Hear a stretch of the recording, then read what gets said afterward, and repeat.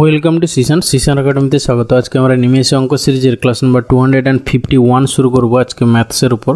তোমরা যারা upcoming miscellaneous clerkship বা WBCS এর পরীক্ষা দেবে, বা হচ্ছে ওয়েস্ট বেঙ্গল পুলিশ, কলকাতা পুলিশের SI বা কনস্টেবলের পরীক্ষা, বা হচ্ছে গিয়ে তোমার SSC CGL CHSL MTS এর পরীক্ষা দেবে, তাদেরকে বলবো অবশ্যই ভিডিওটা শেষ পর্যন্ত দেখো।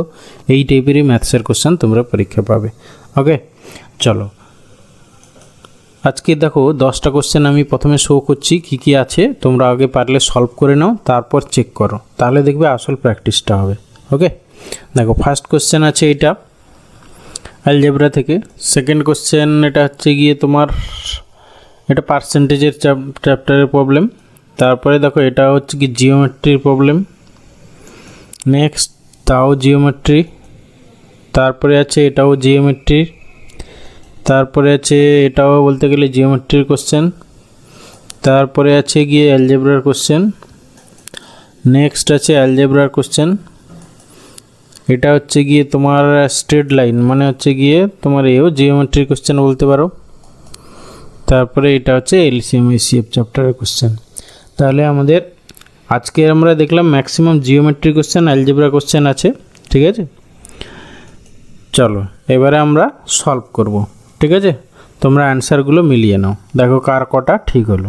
ঠিক আছে, দেখো প্রথম কোশ্চেনটা কি বলেছে না, হচ্ছে গিয়ে এক্স এবং ওয়াই যদি বাস্তব সংখ্যা হয় এবং এইটা স্কোয়ার, এইটা x-1 whole square plus y-4 whole square equal to 0, যদি দুটো পৃথক পৃথক রাশি আলাদাভাবে স্কোয়ারের যোগফল হয়, হ্যাঁ, তারা পৃথক পৃথকভাবে 0, মানে যদি দুটো রাশির বর্গের সমষ্টি 0 হয় তারা পৃথক পৃথকভাবে 0 হয়, এটা একটা রুলস আছে। তাহলে সেখান থেকে আমরা পৃথক পৃথকভাবে যদি 0 হয়, তাহলে সেখান থেকে দেখো x-1 ইকুয়াল টু 0 হবে। সেখান থেকে আমরা কি পাবো না x ইকুয়াল টু 1 পাবো, আর হচ্ছে কি y-4 ইকুয়াল টু 0 হবে, মানে সেখান থেকে আমরা y ইকুয়াল টু কত পাবো, 4 পাবো। ঠিক আছে, এবার এইখানে বসিয়ে সিম্পলিফাই করবো, যা হবে সেটাই অ্যান্সার। তাহলে x³ প্লাস y³ মানে 1³ প্লাস 4³ 4³ মানে হচ্ছে কি 64, একে 65, মানে অপশান সি অ্যান্সার। ওকে, এটা কিন্তু এত কিছু করার নেই, দেখেই অ্যান্সার বলতে পারবে, কারণ হচ্ছে গিয়ে যেহেতু এটার এই যে স্কোয়ারের সমষ্টি ইকুয়াল টু 0, তাহলে আলাদা আলাদাভাবে 0 হবে, তাহলে x equal to 1 y equal to 4 হয়ে গেল। জাস্ট x এর মান 1 4 বসিয়ে সিম্পলিফাই হয়ে গেল, মুখে মুখে অ্যান্সার হয়ে যাবে, 5 সেকেন্ডের অ্যান্সার। এরপরে এসে কোশ্চেন নাম্বার 2 বলেছে একটি বর্গক্ষেত্রের কর্ণ 10% বৃদ্ধি করা হলে তার ক্ষেত্রফল কত বৃদ্ধি পাবে। দেখো কর্ণ বা হচ্ছে গিয়ে তোমার বাহু যাই বৃদ্ধি পাক না কেন, হ্যাঁ, বর্গক্ষেত্রে কর্ণ যা বৃদ্ধি পেলে যা ক্ষেত্রফল বাড়বে, বাহু বৃদ্ধি পেলেও তাই ক্ষেত্রফল বৃদ্ধি পাবে। তাহলে যেহেতু 10% বৃদ্ধি পেয়েছে, তাহলে 10% সাকসেসিভ দুবার ইনক্রিজ করলে যা হবে সেটাই হচ্ছে অ্যান্সার। ওকে, তাহলে আমাদের ফর্মুলা কি না, হচ্ছে গিয়ে x plus Y plus xy/100, মানে 10 প্লাস 10 প্লাস 10 ইন্টু 10/100, ব্যাস সেটাকে সিম্পলিফাই করলে যা হবে অ্যান্সার। তাহলে বুঝতেই পারছো 21% হবে, তাহলে ক্ষেত্রফল 21% বৃদ্ধি পাবে। ওকে, এরপরে আসি কোশ্চেন নাম্বার 3। দেখো জিওমেট্রি কোশ্চেন দেখেই মানে ঘাবড়ে যাবে না, খুব ইজি কোশ্চেন থাকে, হ্যাঁ, একটু জাস্ট হয়তো লেন্দি দেওয়া থাকে আর কিছুই না। দেখো এখানে ABC এর BC বাহুকে D পর্যন্ত বর্ধিত করা হলো। ঠিক আছে, আমরা যদি ধরো সাপোজ ABC, A এটা B আর এটা হচ্ছে C, তাহলে BC বাহুকে সাপোজ D পর্যন্ত বর্ধিত করা হলো। কি বলেছে না, হচ্ছে ACD হচ্ছে গিয়ে তোমার 125 ডিগ্রি, ACD মানে এই অ্যাঙ্গেলটা, মানে বহিক কোণটা হচ্ছে 125 ডিগ্রি, হ্যাঁ, এবং বলেছে অ্যাঙ্গেল B আর B equal to 2/3 angle A। তাহলে অ্যাঙ্গেল BAC মানে আমাদের এই অ্যাঙ্গেলটা চেয়েছে। ওকে, এবারে দেখো আমরা জানি যে কোনো ত্রিভুজের বহিকোণ, কোনো একটা বহিকোণ অন্তস্থ বিপরীত কোণদ্বয়ের সমষ্টির সমান।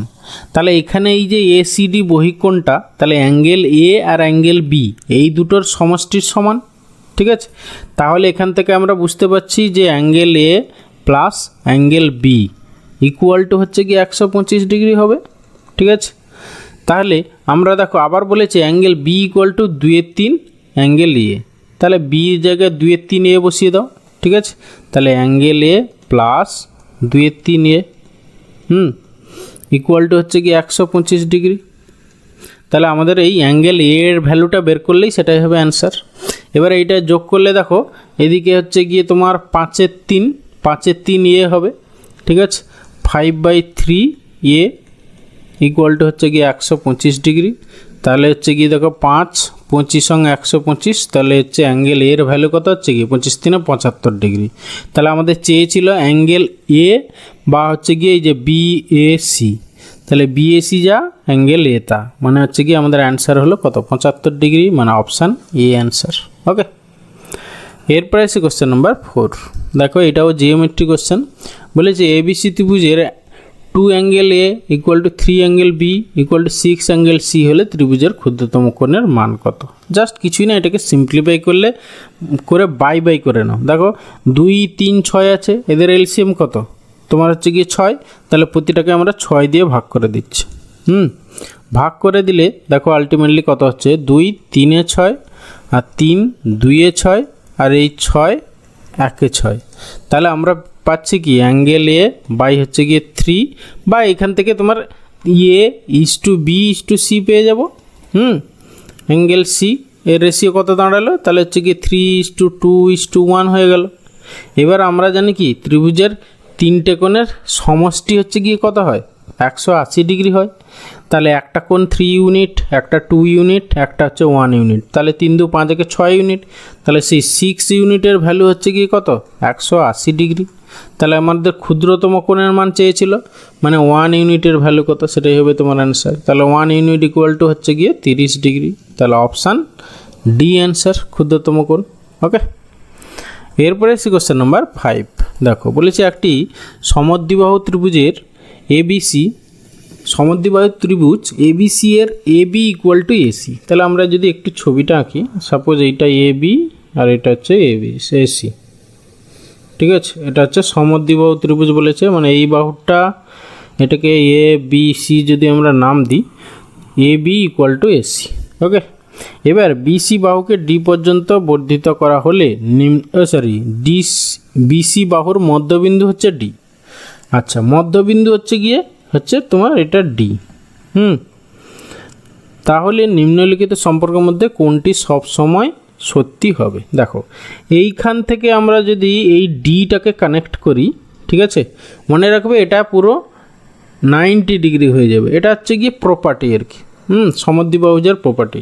তাহলে মানে যেটা ভূমি আছে তার মধ্যবিন্দু আর হচ্ছে উপরের শীর্ষবিন্দু যদি যোগ করি, তাহলে যে এডি সরলরেখা হলো সেটা হচ্ছে গিয়ে অ্যাকচুয়ালি বিসি বাহুর উপর তোমার পারপেন্ডিকুলার হবে, ঠিক আছে। এর একটা উপপাদ্য আছে। এবারে দেখো এটা একটা সমকোণী ত্রিভুজ হয়ে গেল। দেখো ধরো কোনো একটা সমকোণী ত্রিভুজ, ঠিক আছে, তার অতিভুজটা সবসময় কি অপর দুটো বাহুর থেকে সবসময় বড় হবে, ঠিক আছে।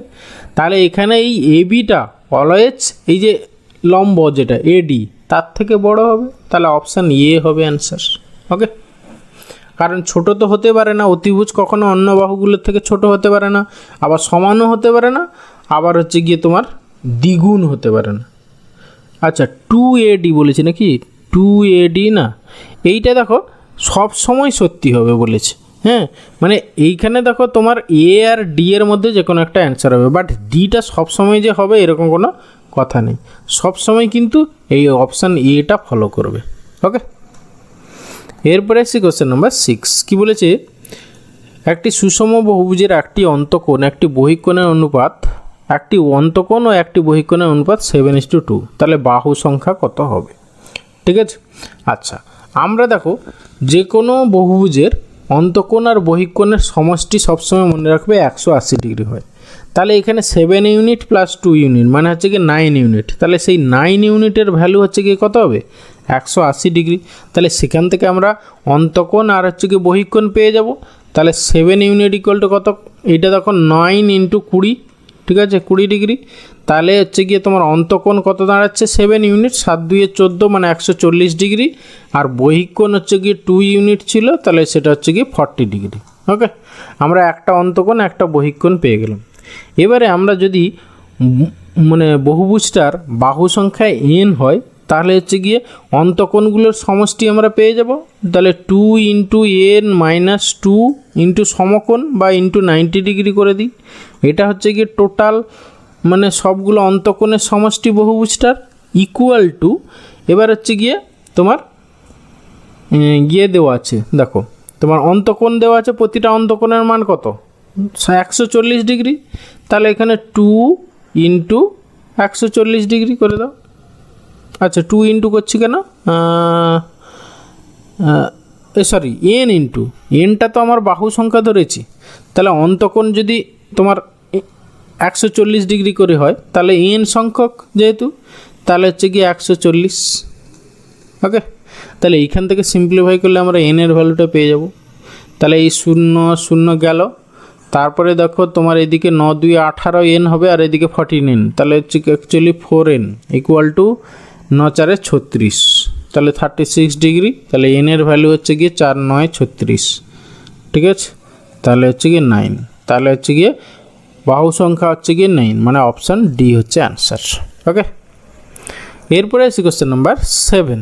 কি বলেছে না এইটা ইকুয়াল টু এইটা হলে এত ইকুয়াল মান কত হবে। জাস্ট কিছুই নেই, দেখো আমরা যদি এই যে প্রতিটা রাশি 1টা 2টো 3টে এগুলোর সঙ্গে যদি 1 যোগ করে দিই, দেখো প্রথমটার সঙ্গে আমি একটা করে দেখছি, দেখো 1 মাইনাস এ প্লাস 1 যদি করি তাহলে কি দাঁড়াচ্ছে, দেখো এটা তাহলে উপরে 1 মাইনাস এ যোগ হয়ে যাবে, তাহলে a plus 1 minus A by হচ্ছে 1 মাইনাস এ, তাহলে আলটিমেটলি এই এ কেটে যাবে, পড়ে থাকবে 1 বাই 1 মাইনাস এ। তাহলে আমরা এইটার সঙ্গে 1 যোগ করলাম, এইটার সঙ্গেও 1 যোগ করলাম, এইটার সঙ্গেও 1 যোগ করলাম, তাহলে লেফট হ্যান্ড সাইডে 3 যোগ করলাম, তাহলে সিমিলারলি এদিকেও 3 যোগ করে দিতে হবে, ঠিক আছে, তবে গিয়ে ইকুয়েশানটা সেম থাকবে। তাহলে দেখো, তাহলে আলটিমেটলি দেখো এদিকে যখনই প্রতিটার সঙ্গে 1 1 যোগ করব তাহলে এই টার্মটা চলে আসবে, ঠিক আছে, ইকুয়াল টু তাহলে কত দাঁড়াচ্ছে 3 + 1 4, মানে অপশান ডি অ্যান্সার। ওকে, এরপরে আছে কোশ্চেন নাম্বার 8। বলেছে এইটা ইকুয়াল টু এইটা হলে এত এর মান কত হবে, ঠিক আছে।